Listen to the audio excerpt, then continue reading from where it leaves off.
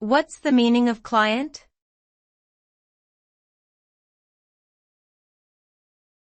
Client.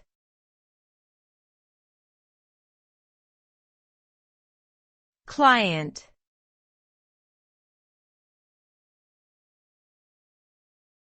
Client.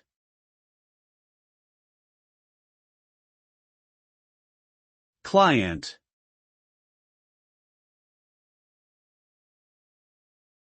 A client is a software or hardware device that requests services or resources from a server.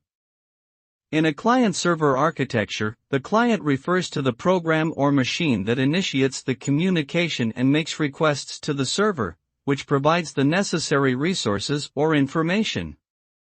Clients are used in various applications, such as web browsing, email, and file sharing.